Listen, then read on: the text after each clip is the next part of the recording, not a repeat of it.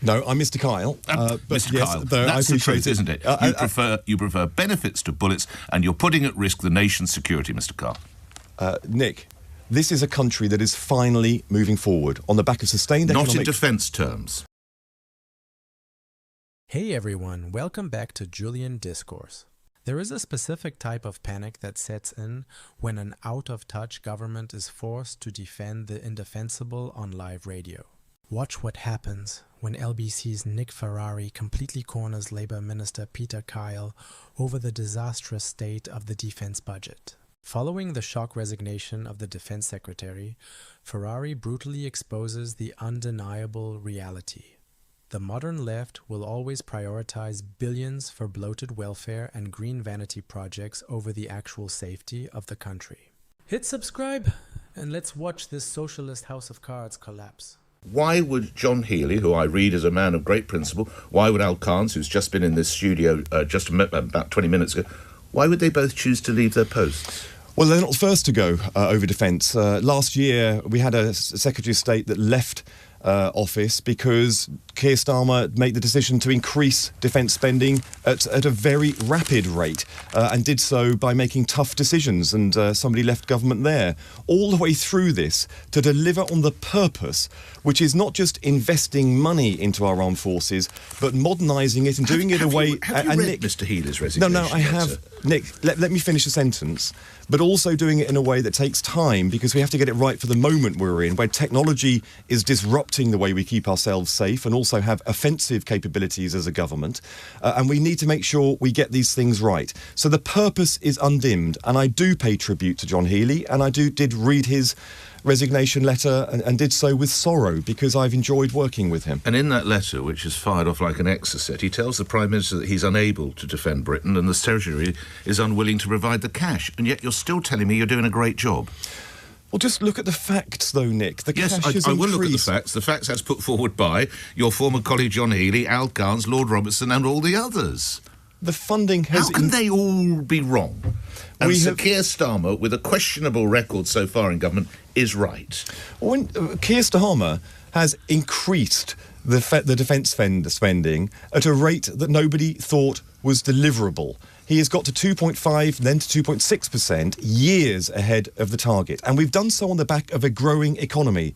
The Tories cut the percentage to 2.3%, on the back of a shrinking and a stagnating economy. So overall, it meant even less money going into our armed forces. We are getting back to where we need to be. And I understand your frustration. The reality, Mr Kyle, is, as we have seen from two senior Labour figures, Pat McFadden saying that all the meetings he goes to are in order to pay benefits to others. That's Mr McFadden, one of your senior colleagues. One of your former senior colleagues, John Healey. The defence plan falls well short of what is required for defence and the country at this dangerous time. That is the reality. You tax, you prefer benefits to bullets. That's the truth, Mr Healey, isn't it? No, I'm Mr Kyle. Mr Kyle, that's the truth, isn't it? You prefer benefits to bullets, and you're putting at risk the nation's security, Mr Kyle. Nick, this is a country that is finally moving forward on the back of sustained economic... Not in defence terms. On the back of sustained economic growth, we are moving forward with our public services, waiting lists coming down, schools being rebuilt, investment into... Can we talk about defence? No, because you've just mentioned a whole series of different government areas and also our reputation around the world. And I'll get back to defence, because we have also increased spending in defence. We've signed 1,400 new contracts, defence contracts, since we came in. We've given a pay rise to our military, and we are also making sure that our defence budget, which is $270 billion over the course of this Parliament, an unprecedented amount of money, will be benefiting British jobs and also British businesses, where we need to get more economy growth into the economy.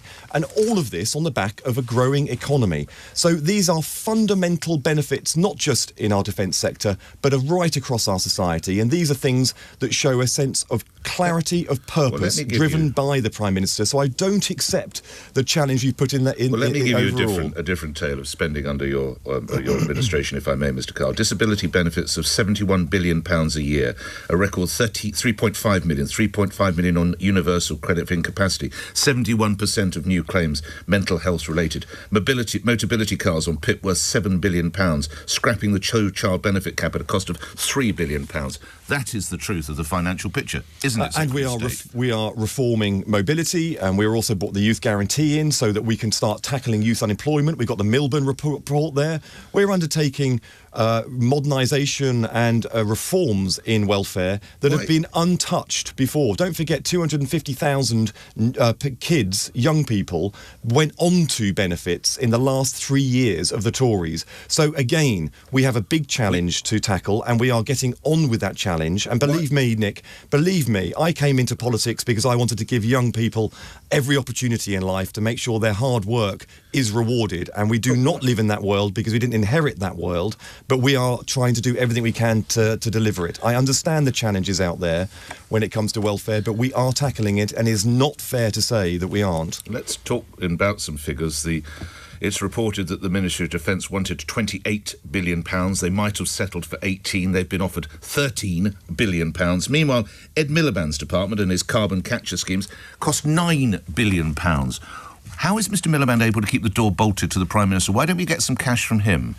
Let's see what happens when the Defence Investment Programme is released in a very short period of time, because we're going to release it before the NATO summit. Yes, it was ready last autumn. Why has it taken so long? Well, because we've been working on it to get it right, as I said. Because of the rows that have been going on about it, isn't Nick, it, Mr Kyle? Well, firstly, I'm not going to apologise for getting the funding on this level of public money right. And we need to get it right in a fast-changing world.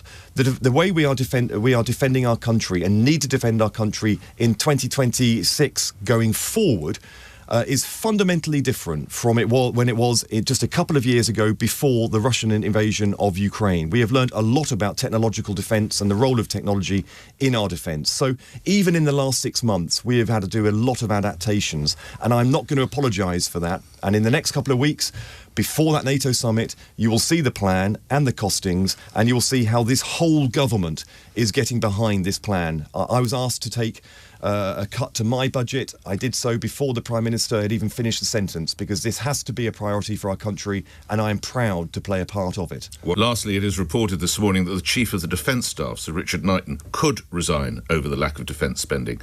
How embarrassing would that be? Or can you tell me it's not going to happen? Well, Nick, you just put that to me live on air. You know that I'm not a commentator, that I'm here delivering on the purpose of this government, and I'm here to make sure to reassure your listeners. Do you think that would finally perhaps make the penny drop over spending for Sir Keir if he lost the Chief of the Defence Staff? Well, what your listeners need to be reassured on is that we are determined to deliver a plan, and that plan will come soon, and that plan will deliver for the security, defence and our ability to have offensive capabilities as a country in the age that we are living in. I'm grateful for you. You know, the ultimate hallmark of a failing progressive government is when it prioritizes ideological vanity projects over the literal safety of its own citizens. When Labour Minister Peter Kyle sat in that studio, he wasn't just losing a debate to Nick Ferrari, he was watching an entire socialist house of cards collapse in real time. To understand the sheer magnitude of this institutional crisis, as we navigate the intense global instability of 2026, you have to look at the undeniable numbers. The shock resignation of Defence Secretary John Healey isn't just a political reshuffle. It is a massive red alert warning to the country. He walked out because the Treasury flat out refused to provide the military with the cash required to defend the realm. Yet, look at where Keir Starmer and Chancellor Rachel Reeves can magically find the money. They are perfectly happy to shovel billions into Ed Miliband's radical net zero agenda and green energy schemes. At the same time, they have allowed the welfare state to completely explode, with 3.5 million people now claiming universal credit for incapacity, driving up a staggering 71 billion annual disability benefits bill. The progressive establishment essentially treats the British military as a piggy bank to be raided, just so they can fund social engineering, endless welfare bloat, and climate change pet projects. Starmer promised the public he would hit 2.5% of GDP on defense, but behind closed doors, his own treasury is starving the armed forces. When a government decides it would rather subsidize idleness and fund green technology than buy the bullets, ships, and aircraft needed to secure the nation, they aren't just mismanaging the economy, they are putting the public in direct existential danger. As Ferrari brilliantly summarized, this is a Labour government that fundamentally prefers benefits to bullets.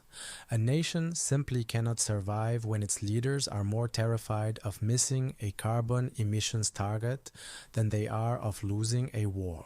Thank you for watching Julian Discourse. If you refuse to let the establishment gaslight you about the security of our country and appreciate unapologetic, fact-driven commentary, hit that subscribe button, leave a like, and I'll see you in the next